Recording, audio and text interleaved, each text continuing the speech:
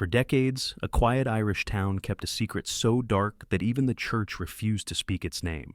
Behind the walls of a mother and baby home, nearly 800 children vanished. No graves, no records, no explanations, just silence. Until a single woman started digging and uncovered a truth the world was never meant to see. What she found wasn't in a cemetery. It was in a septic tank. Hundreds of tiny skeletons discarded like garbage. Babies as young as hours old. Toddlers who had starved to death. All thrown into a concrete chamber and forgotten. But this wasn't an accident. This was policy. And it happened in 18 institutions across Ireland, run by Catholic nuns, funded by the Irish government, and hidden from the world for nearly a century.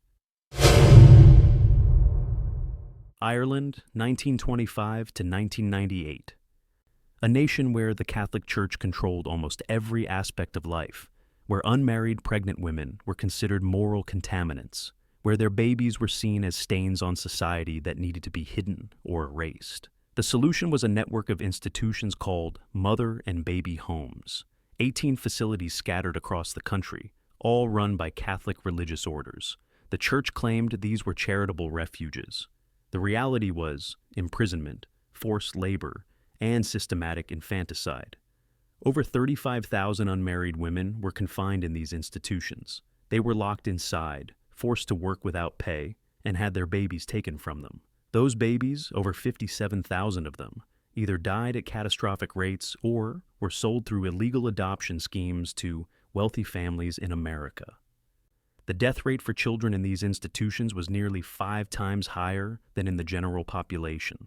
Babies died from malnutrition, disease, neglect, and deliberate abuse. When they died, they weren't given proper burials. They were disposed of in mass graves, sewage systems, and unmarked plots.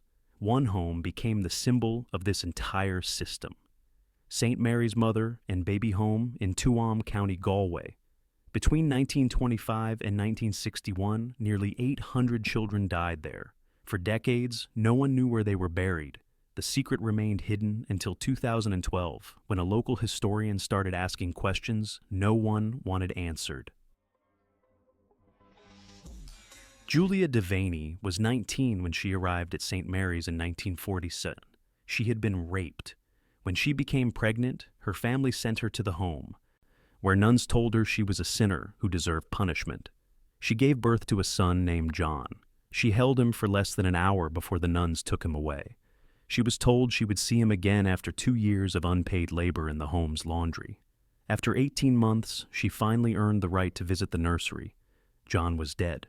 The nuns said he had died 3 months earlier from pneumonia. They wouldn't tell her where he was buried. They gave her a box with a few of his clothes and sent her back to work. John was 11 months old. He weighed 9 pounds when he died, half the weight of a healthy baby his age. He hadn't died from pneumonia. He had starved to death. Mary Moriarty arrived at the Bessborough home in Cork in 1951. She was 17. Her baby girl was born healthy, but within weeks developed a cough. Mary begged the nuns for a doctor. They told her the baby just needed prayer. The cough worsened. The baby stopped eating. Mary pleaded for help. The nuns locked her in isolation as punishment. 3 days later, her baby was dead. The nuns had the body already wrapped. Mary wasn't allowed to see her daughter's face. She wasn't told where the baby would be buried. She was given no death certificate. Mary's daughter was 6 weeks old. She died from whooping cough, a preventable disease. A doctor could have saved her. These were not isolated tragedies. This was how the system was designed to function. Babies were meant to die. Their death solved a problem for the church and the state. Dead babies were cheaper than living ones. Dead babies could be disposed of quietly and forgotten. None of them knew what was coming next. For decades, the people of Tuam knew something was wrong. Local children playing near the abandoned site in the 1970s discovered bones beneath a concrete slab. Small bones. They told adults. No one investigated. Residents whispered about the unusually high number of tiny coffins they remembered, sometimes multiple in a single week. But there were never any new graves in the cemetery. People wondered where the babies were being buried. No one asked officially. In 2010, Catherine Corliss, a local historian, decided to research the home's history. she started with a simple question. How many children had died there? She expected 50 or 60 deaths over 36 years. She contacted the General Register Office for death certificates. What she received made her blood run cold. 796 death certificates. Nearly 800 babies and children had died in that one institution. But that wasn't the most disturbing part. Corliss went to the cemetery where the children were supposedly buried. She searched every section. She found nothing. No markers for hundreds of children, no mass gravesite, nothing. 796 children had died. None were in the cemetery. So, where were they? Corliss interviewed elderly residents. They told her about nuns burying babies at night in the field, about a decommissioned septic tank that had been filled in during the 1930s, about children in the 1970s who had seen bones inside. She obtained a map of the property. There, clearly marked, was a large sewage system sealed and covered with concrete in the late 1930s. The timing matched when the home had transitioned from septic to main sewage. The realization hit her like a physical blow. The nuns had dumped babies in a decommissioned septic tank, thrown the bodies into a sewage chamber and covered it with concrete, treated dead babies like human waste. In 2012, Corliss published her findings. The story exploded internationally. The Irish government was forced to respond. They promised to investigate. Then they did everything possible to slow that investigation and protect the church. But Corliss kept researching, and what she uncovered revealed that Tuam wasn't an aberration. It was the norm. 17 other mother and baby homes operated using the same model. Each imprisoned unmarried pregnant women. Each had catastrophically high infant mortality rates. Each disposed of dead babies in mass graves or worse. The Bessborough home in Cork recorded over 900 child deaths between 1922 and 1998. Most were buried in unmarked graves. Excavations revealed the nuns had lied about burial locations. Many bodies were never found. And then it got worse.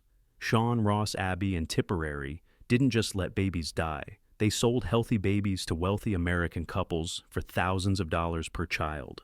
The nuns forged birth certificates, falsified adoption records, and told mothers their babies had died when they had been trafficked to the United States. At Pelletstown Home in Dublin, nuns conducted medical experiments on babies without consent. They tested vaccines on infants. They allowed pharmaceutical companies to trial drugs on toddlers. Many died. Their deaths were recorded as natural causes. The Irish government knew everything. They funded these institutions. Officials inspected them regularly and documented horrific conditions. Babies lying in waste for hours, infants with untreated infections, children who were clearly malnourished, death rates that were unconscionable. The government did nothing. They continued funding the homes. They continued sending women to them. They allowed the church to operate a system of institutionalized child murder with complete impunity. This was only the beginning. Medical professionals were complicit. Doctors signed death certificates attributing deaths to disease when the cause was starvation and neglect. They sterilized women without consent. They facilitated illegal adoptions. They never reported what they witnessed because the church paid them for silence. Irish society participated through willful ignorance. Everyone knew about the homes. Everyone noticed the tiny coffins and absence of graves, but confronting the church meant risking your family's social standing. So people looked away. Over 73 years, more than 9,000 babies and children died in Ireland's mother and baby homes. 9,000. That's industrial-scale killing, dressed up as charity. The death records reveal patterns of deliberate neglect designed to kill. At Tuam in 1943, 47 babies died in a single year, one death every 8 days. The causes: malnutrition, measles, pneumonia, gastroenteritis, all preventable. The nuns' records show babies were fed watered-down milk lacking nutrition, meals of thin porridge made with spoiled ingredients. Infants with diarrhea were given less food as punishment. Sick babies were isolated in unheated rooms and left alone for hours. Former residents describe babies crying constantly from hunger until too weak to cry. Nurseries smelling of infection and death. Nuns hitting toddlers for crying. Children disappearing overnight, told they had been sent away when they had died. Medical records document systematic abuse. Babies admitted healthy, then rapidly declining until death. Children with tuberculosis symptoms, with notes showing nuns refused doctors. Toddlers with untreated broken bones. Infants with severe wounds from being left unchanged for days. Mother's testimony is unbearable. Forced to breastfeed on strict schedules regardless of hunger. Having milk production suppressed so babies would starve. Told their babies were sick but refused permission to see them. Hearing babies screaming above where they worked but beaten if they tried to reach them. One survivor testified about Bessborough. She gave birth to healthy twin boys. Within 3 weeks, both were dead. The nuns claimed pneumonia and heart failure. She wasn't allowed to see the bodies. Years later, she discovered the truth. The babies had starved. Both weighed less at death than at birth. The adoption trafficking added horror. Healthy babies were separated from mothers, told the babies had died. No proof given, no death certificate, no body. Just the word of nuns with financial incentive to lie. One woman spent 50 years searching for her daughter's grave at Sean Ross Abbey. In 2015, she learned the truth. Her daughter hadn't died. She had been sold to Americans at 18 months old. The daughter grew up believing she was an orphan. The mother grieved a living child for 50 years. Researchers estimate at least 2,000 babies were illegally trafficked to America between 1920 and 1970. The nuns charged $2,000 to $5,000 per baby. The church made millions while receiving government funding to care for them. But buried deep in the archives was something no one expected. Evidence that some babies hadn't died from neglect. They had been killed. Medical records showing babies dying within hours from causes listed as natural, but with signs of suffocation. Witness testimony describing nuns placing pillows over crying babies' faces. These institutions were designed to kill babies. The negligence wasn't accidental. It was the point. When Corliss published her findings in 2012, the church's response was immediate and vicious. Officials claimed she was exaggerating. They insisted death figures were inflated. They accused her of anti-Catholic bias and attention-seeking. The Bon Secours sisters released a statement claiming they had no records of burial locations. This was a lie. Their own documents showed they had maintained detailed maps, including the septic tank location.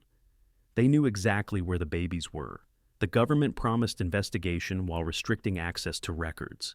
The commission established in 2015 had limited powers. Survivors were denied access to documents.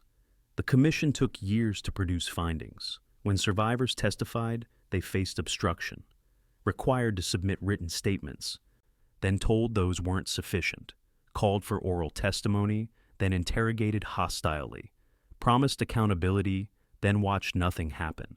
The church deployed lawyers to fight every records request. They claimed documents were destroyed in fires. When forced to produce records, they provided heavily redacted versions. They threatened journalists who published information.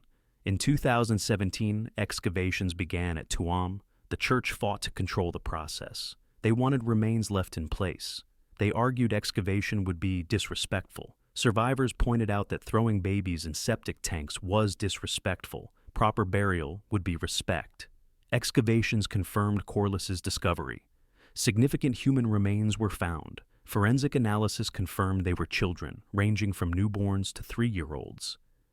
The remains showed malnutrition and disease. Some showed physical trauma. Bodies had been placed without coffins, without ceremony, without dignity.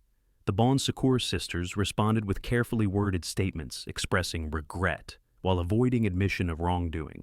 They claimed they operated according to standards of the time.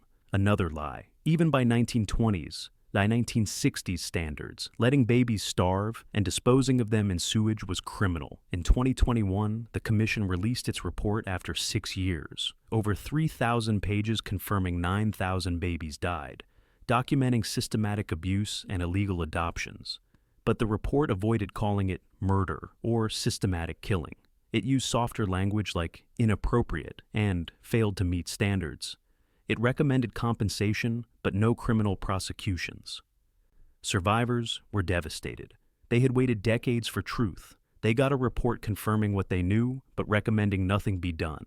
The people who killed their babies would face no consequences. The 2021 report triggered public anger unlike anything the church had faced. Thousands demanded criminal prosecutions. Survivors spoke publicly. Media coverage was relentless. The Taoiseach issued a formal apology, acknowledging the state's role. He called it a dark, difficult, and shameful chapter of very recent Irish history. He promised redress. But apologies without accountability ring hollow. The redress scheme excluded many survivors on technicalities. Payments were modest, and critically, no criminal investigations were launched, no nuns arrested, no officials charged. The people who killed 9,000 babies faced no legal consequences. The church's response was grudging. Some orders issued apologies. None admitted criminal conduct. None voluntarily contributed to compensation. None opened full archives. They protected institutional interests while performing minimum public relations gestures. Survivor groups rejected the apology and redress. They organized protests. They demanded criminal accountability. They insisted on full exhumation and proper burial. They called for the church to be stripped of control over schools and hospitals. Some demands were met. Memorial sites were planned. Some excavations continued. But the core demand, criminal prosecution, was denied.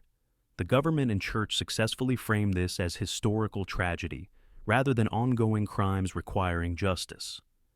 The UN Committee Against Torture condemned Ireland for failing to investigate and prosecute what they described as possible crimes against humanity. Human rights organizations called for international tribunals. Ireland resisted. Officials argued too much time had passed. Most directly responsible were dead. Pursuing cases would traumatize survivors. These were excuses to protect institutions rather than serve justice. Individual survivors continued fighting. Some launched civil lawsuits. Some traveled to America to reunite with trafficked children. Some searched for siblings' remains to give proper burials. Some testified internationally, bringing Ireland's shame to the global stage. The last mother and baby home closed in 1998, 26 years ago. This isn't ancient history. This is living memory. The Catholic Church remains enormously powerful in Ireland. They still run most schools. They still influence healthcare. They still own vast wealth accumulated partially through these abusive institutions. And they face almost no accountability. What happened in Ireland is part of a global pattern. The same dynamics play out in residential schools for Indigenous children in Canada and the US, in psychiatric institutions where disabled people are warehoused, in immigration detention centers where children are separated from families. The victims change, but systemic indifference remains constant. The babies were killed by a system that viewed them as problems to eliminate. Their mothers were imprisoned by a system that punished women while giving men impunity. Both were victimized by institutions prioritizing reputation and profit over human life. Today, Ireland grapples with memorialization without accountability.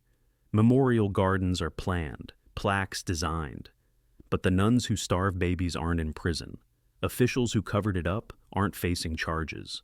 The church that profited still holds enormous power. Survivors refuse to let the world forget. They give testimony. They share stories. They demand truth about their babies. They insist their lives and their children's lives mattered.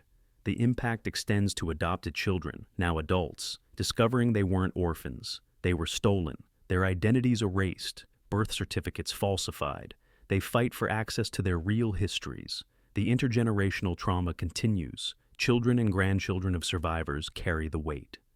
Families torn apart can never fully reunite. Stolen years can't be returned. Murdered babies can't be brought back. The damage is permanent, but the systems that enabled this largely remain intact. Religious institutions still operate with minimal oversight. Society still looks away from institutional abuse. The ingredients that produce these atrocities exist today, waiting to produce new horrors. Until there is real accountability, criminal prosecutions, financial consequences, systemic reforms, the lessons remain unlearned. And that means it can happen again. Catherine Corliss didn't set out to expose Ireland's darkest secret. She just wanted to write a history article. But when she asked where the babies were buried, she uncovered a truth the church and state had hidden for decades. 796 children died at Tuam, 9,000 across all 18 homes.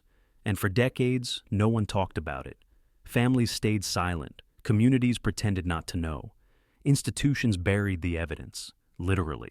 The babies in the septic tank at Tuam are still there. Plans for excavation have been delayed repeatedly. The church fights every step. The government moves slowly.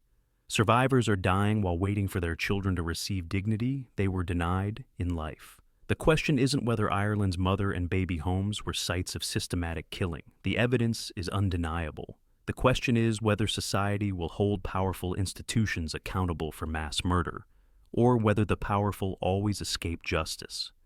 Ireland chose preservation of institutions over justice. The church maintains its wealth. The state avoids embarrassment, and survivors are left with apologies instead of accountability, memorials instead of justice, and the knowledge that their babies' lives mattered so little that no one will be punished for taking them. 796 children in a septic tank. That's not a burial, that's disposal. That's what happens when society decides some lives don't matter, when institutions face no accountability, when power protects power and the vulnerable die in silence. The babies of Tuam can't speak for themselves, but Catherine Corliss spoke for them. And now you know their story. The question is, what are you going to do with that knowledge?